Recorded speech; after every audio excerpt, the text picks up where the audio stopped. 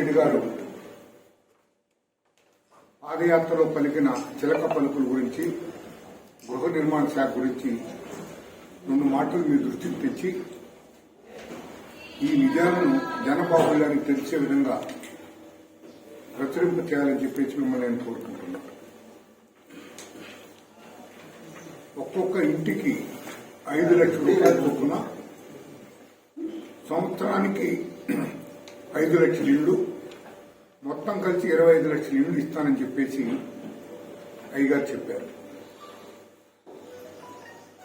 5 లక్షలలో 5 పైసలు కూడా రాష్ట్ర ప్రభుత్వం కూడా కేంద్రం ఇచ్చినటువంటి 1,80,000లో 1,80,000 ఇచ్చారు, కానీ 25 లక్షలు ఇల్లు ఇవ్వాల.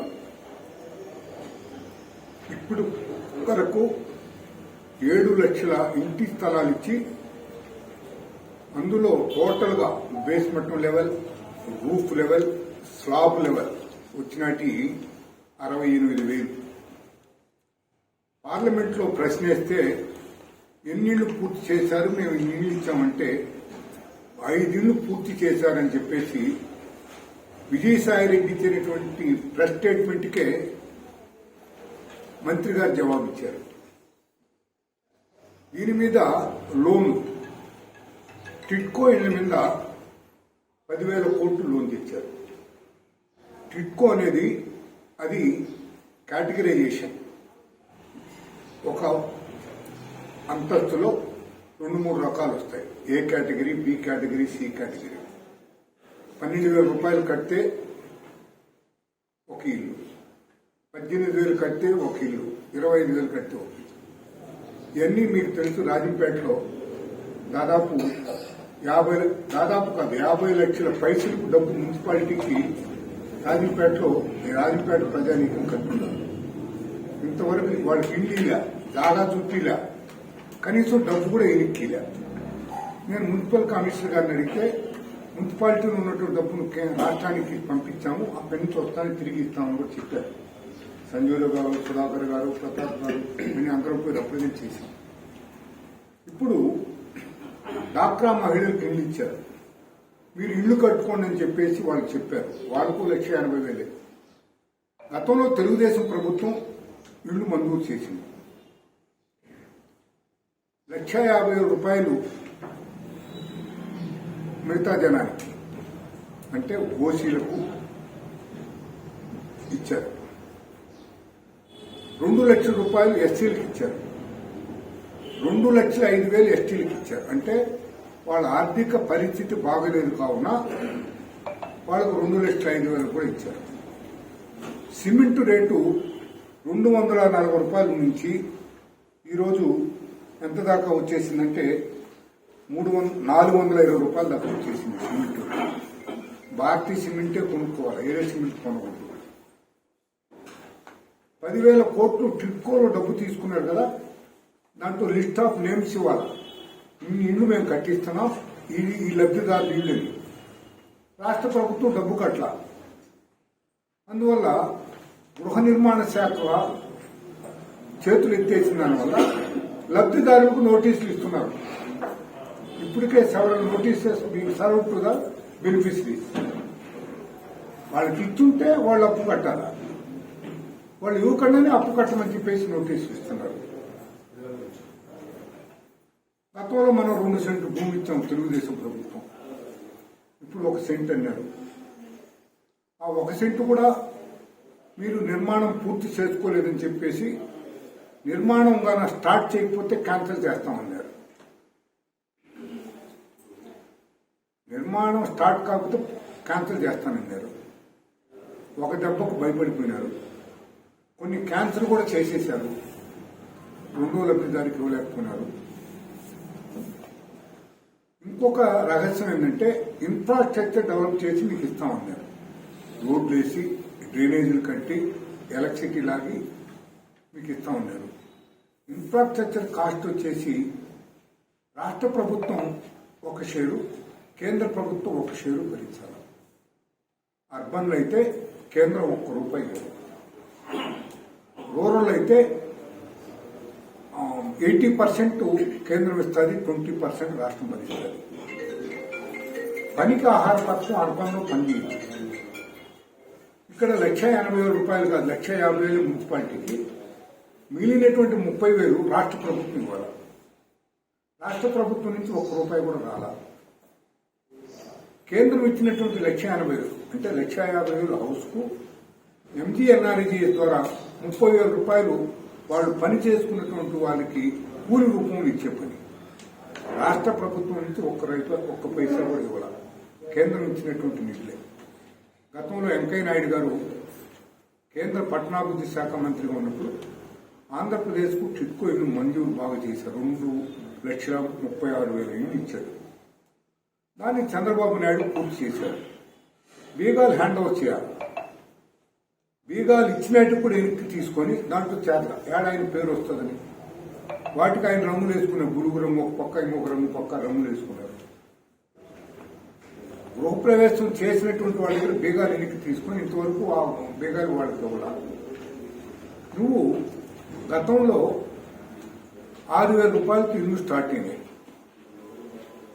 శాశ్వత గృహ నిర్మాణ పథకం అది 1,50,000 ఓసీలకు, మిగిలినటువంటి ఎస్సీలకు అయితే ₹2,00,000 వరకు, ఎస్టీలకు అయితే ₹2,05,000 వరకు చంద్రబాబు నాయుడు గారు మంజూరు చేసి వాళ్ళకు తన వంతు సహాయాన్ని అందించారు. ప్లస్ పనికి ఆహార పథకం కింద 90 రోజులు అక్కడ పని చేసినటువంటి వాళ్లకు వాళ్ళ ఇంట్లో గాడి తూకుంటే పనికి ఆహార పథకం కింద లేబర్ ఛార్జ్ వస్తుంది, మెటీరియల్ కాంపోనెంట్ వస్తుంది. ఇవన్నీ చేసి ఇన్ఫ్రాస్ట్రక్చర్ డెవలప్మెంట్ కూడా పనికి ఆహార పథకం దాన్ని తీసుకొని రోడ్లు వేయించడం కూడా జరిగింది. ఇప్పుడు ఏదీ లేదు. పెద్ద సున్నా పెట్టి నేను సిద్ధం అంటున్నాడు. ఆ సిద్ధం వాల్ పోస్టులకు దాదాపు ₹800 కోట్ల ఖర్చు అయిందని చెప్పి వచ్చినటువంటి సమాచారం రాష్ట్ర ప్రభుత్వం ఖజానా నుంచి. సిద్ధం దేనికి సిద్ధం? What is the meaning of సిద్ధం? గవర్నమెంట్ మనీని ఆవిరి చేసేదానికి నువ్వు సిద్ధమా అని నేను రాజంపేట తెలుగుదేశం తరఫున ప్రశ్నిస్తున్నాను. మనం మొత్తం 12 లక్షల ఇళ్లు తెలుగుదేశం ప్రభుత్వం పూర్తి చేశాం. గ్రామీణ ప్రాంతాల్లో నిర్మించిన గృహాలు 7,76,456 పూర్తయిపోయినాయి. పట్టణ ప్రాంతాల్లో నిర్మించినవి 2,62,216. గతంలో నిర్మించి ఆగిపోయినట్టు సెవరల్ స్టేజెస్ లో basement level, roof level, slab level ఉండేటి 2,17,375 పూర్తి చేశాం. ఇవన్నీ పూర్తి చేసినటువంటి ఘనత తెలుగుదేశం ప్రభుత్వానికి వస్తుంది.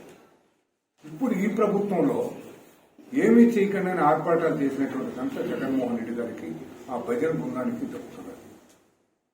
ఇసుక రేటు గతంలో మొదట్లో రేటు పెట్టినా ప్రభుత్వం ఆలోచన చేసి ₹500 ఇసుకకు ఇచ్చినటువంటి పరిస్థితి.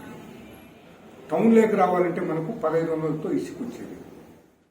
ఈరోజు ఇసుక రేటు ఆకాశాన్ని అంటిపోయింది.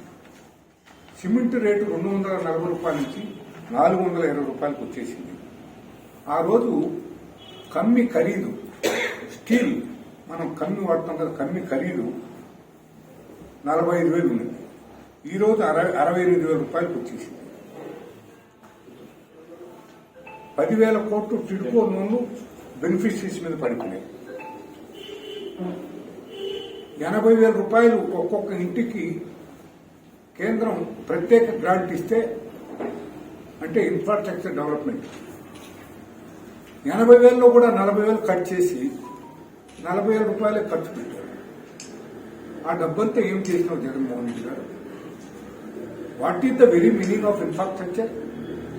లేఅవుట్ వేయటం, లేఅవుట్ వేసిందంటే ఎలక్ట్రిక్ పోల్స్ నాటడం, రోడ్లు వేయటం, పార్కును డెవలప్ చేయటం, స్కూల్కు జాగాలు ఇవ్వటం, కమ్యూనిటీ హాల్ నిర్మాణానికి పెట్టడం, ఇవన్నీ కూడా లేఅవుట్లో ఒక భాగం. ఒకవేళ 500 ఇళ్లు దాటితే ఒక హెల్త్ కేర్ సెంటర్ను పెట్టడం, 500 ఇళ్లు ఒకే చోట వచ్చాయంటే ఒక హెల్త్ సబ్ సెంటర్ కూడా దాంట్లో సైట్ను అలాట్ చేయటం, ఇవన్నీ జరుగుతాయి. ఎక్కడ జరగలేదు. ఒక్క సెంటు ఇల్లు నువ్వు రద్దు చేస్తానని చెప్పిన దానివల్ల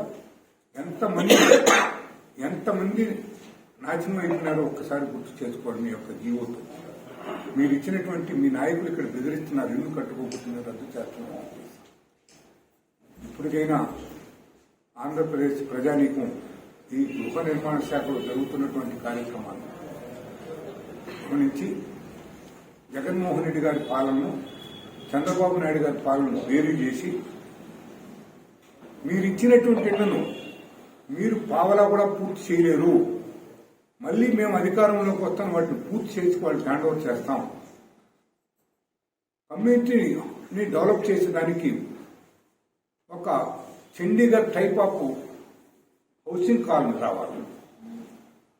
చండీగఢ్ నేను కూడా కోడూరులో కొత్త కోడూరు అనే ఒక ఏరియాని డెవలప్ చేసిన 25 ఎకరాలు, 40 feet main road, 30 feet internal roads పెట్టి అన్ని చేశాం. ఇక్కడ అలాంటి కాలనీలు ఎక్కడా కనపడదు.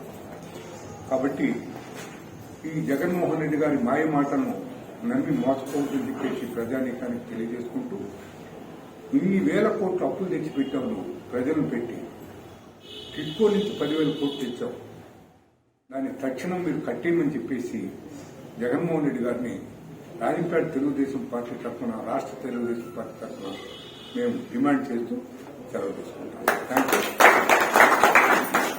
అందరికీ